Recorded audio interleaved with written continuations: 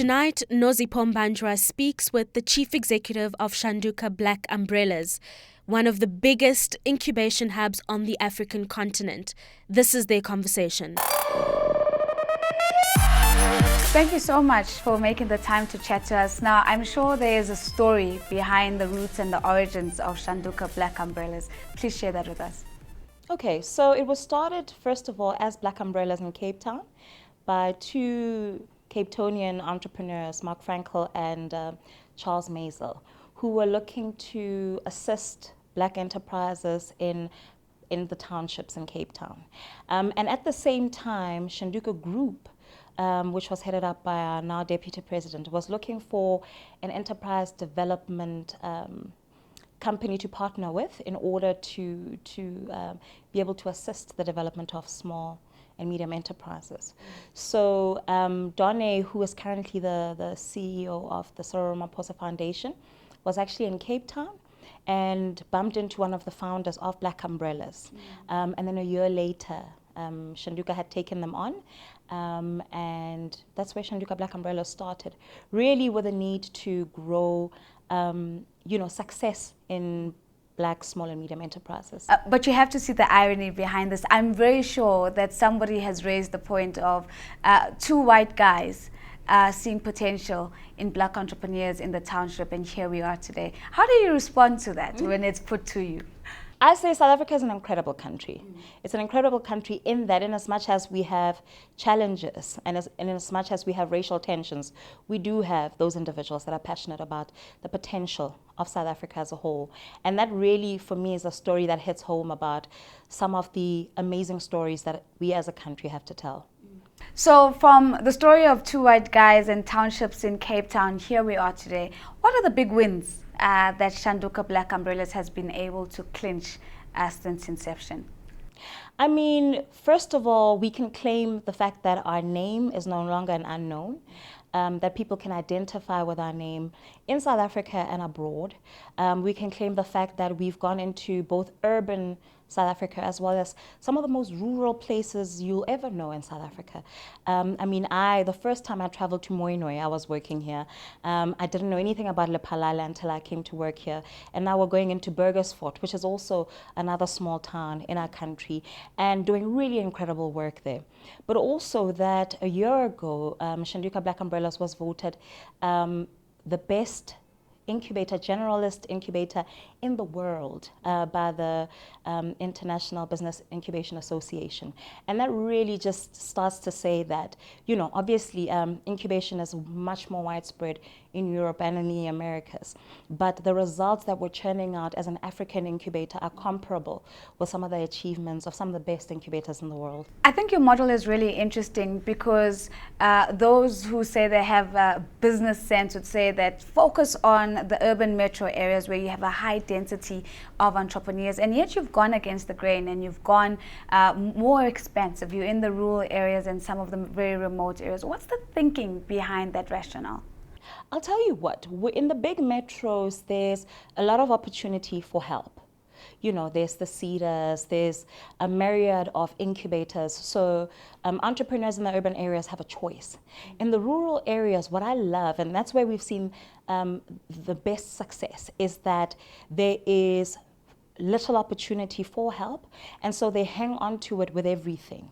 And they've been able to achieve probably 2 times, 3 times some of the results of our more urban incubators. But that also says to me that South Africa is such an incredible country. When I first went to Mooinooi, it really is a one-horse town, and I say that with love and respect.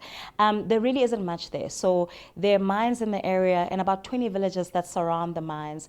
And just looking at it, it looks like there could be no possibility for any entrepreneurial activity. And yet we've got companies in mining engineering services that employ over 300 people.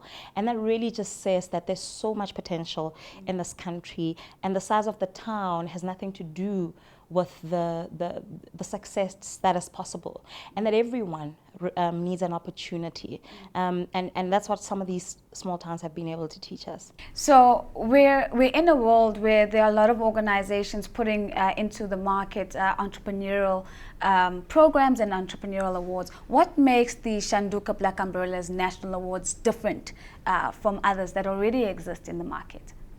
I think what's distinctive for Shanduka Black Umbrellas, and in these awards in particular, is our monitoring and evaluation aspect.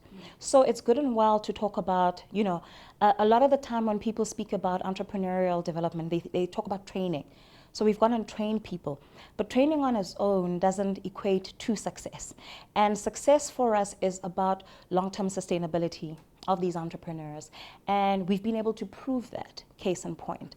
We're in a country that is challenged in terms of employment. We're in a country that's challenged in terms of sustainability of businesses in general, including some of South Africa's big corporates. So we need to ensure that success can be measured by alleviating those socioeconomic challenges that I've spoken to.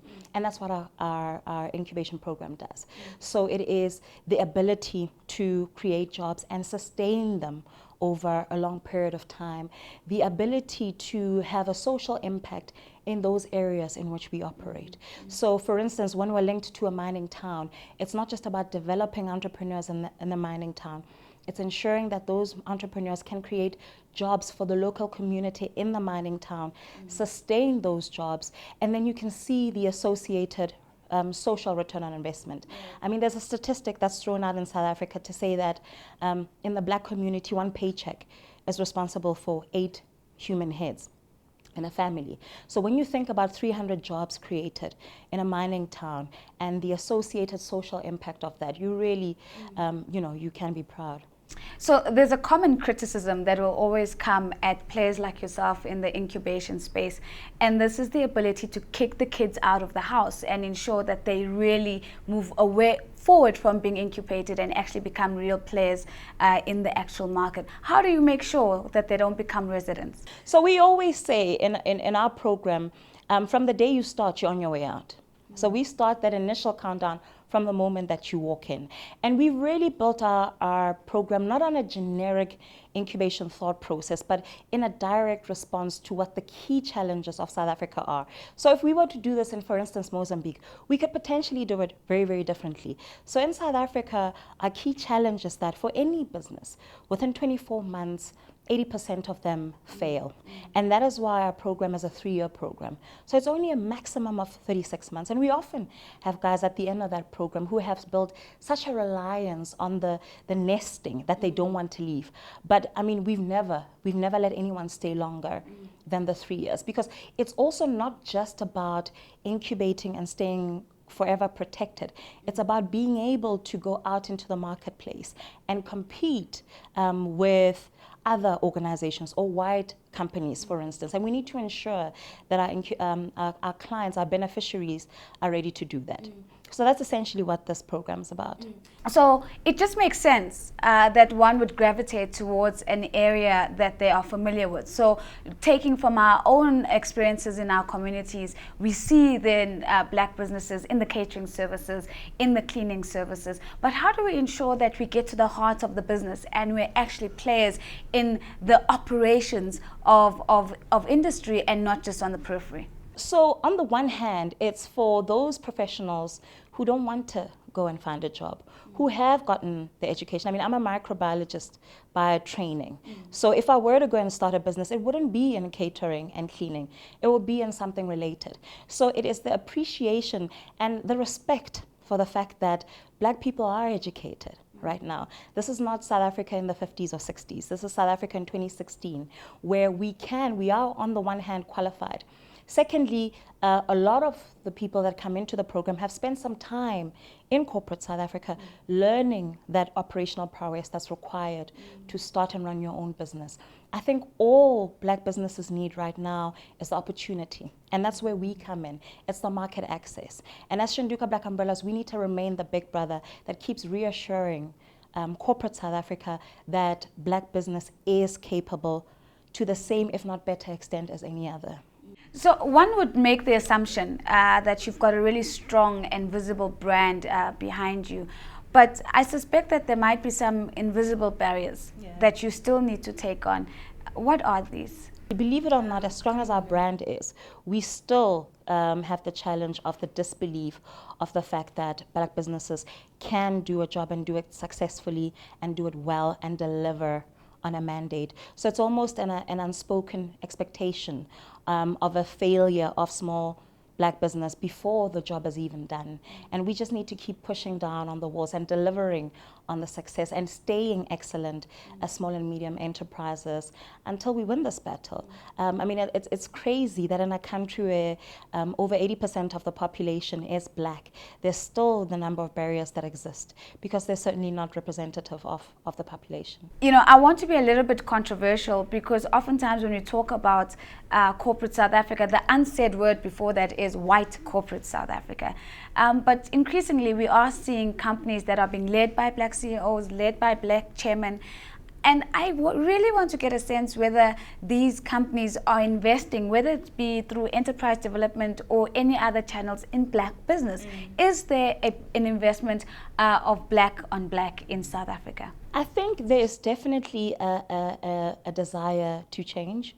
So I've seen, I've been here for 3 years, and I think the temperature is much different today than it was 3 years ago. I think there's a willingness to first engage in a conversation.